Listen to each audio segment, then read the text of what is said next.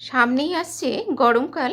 তো এই গরমের সময় আমরা সাধারণত একটু কম মশলাযুক্ত খাবার এবং যেগুলো রাঁধতে খুব কম সময় লাগে সেরকমই খাবারগুলোকে আমরা সাধারণত এই সময় মেনুতে রাখি। আজকে আমি তোমাদের যে রেসিপিটা দেখাবো শুধুমাত্র কিছু ফোড়নের ব্যবহার করেই এই রেসিপিটা রেঁধে ফেলা যায় এবং খুব কম সময় 5 থেকে 6 মিনিটের মধ্যেই কিন্তু এটা রেঁধে ফেলা যায়। কিন্তু রোজকার রান্নার থেকে এর টেস্টটা কিন্তু একটু অন্যরকম হয়। নমস্কার বন্ধুরা, সবাইকে জয়ার কথা চ্যানেলে স্বাগত জানাই। এই রেসিপির জন্য আমার লাগবে ভিজিয়ে সিদ্ধ করে রাখা কিছুটা কাবুলি চানা। কাবুলি চানা যদি হাতের কাছে না থাকে তাহলে হলুদ মটর ব্যবহার করতে পারো। প্রথমে 500 গ্রাম কুমড়োকে আমি এরকম একটু মোটা মোটা লম্বা লম্বা করে কেটে নিচ্ছি।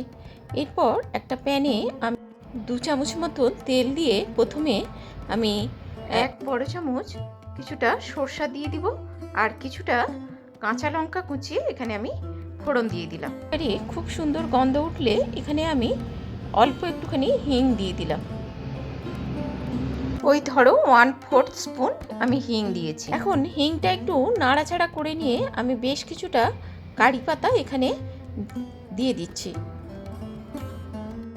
এরপর দেখো আমি আর কোনো মশলা এখানে ব্যবহার করব না। তো এই পাতাগুলো মানে কারি পাতাগুলো একটু ভাজা ভাজা হলে আমি এরপর এখানে কেটে রাখা কুমড়োটা দিয়ে একটু নাড়াচাড়া করে নেব। তো এখানে আমি প্রয়োজন মতন হলুদ দিয়ে দিলাম, 1 চামচ হলুদ এবং 1 চামচ নুন দিয়ে দিলাম আর হাফ চামচ মতন একটু চিনি দিয়ে দিলাম। চিনি বা নুনটা তোমরা তোমাদের প্রয়োজন মতন দেবে। অনেক সময় কুমড়ো মিষ্টি থাকে না, তাই একটু মিষ্টি দিতে হয়। আর এই কুমড়োর মধ্যে আমি কাবুলি চানা আগের দিন ভিজিয়ে এটা আমি সিদ্ধ করে রেখেছিলাম, ওই কাবুলি চানা সিদ্ধটা এখানে দিয়ে দেব।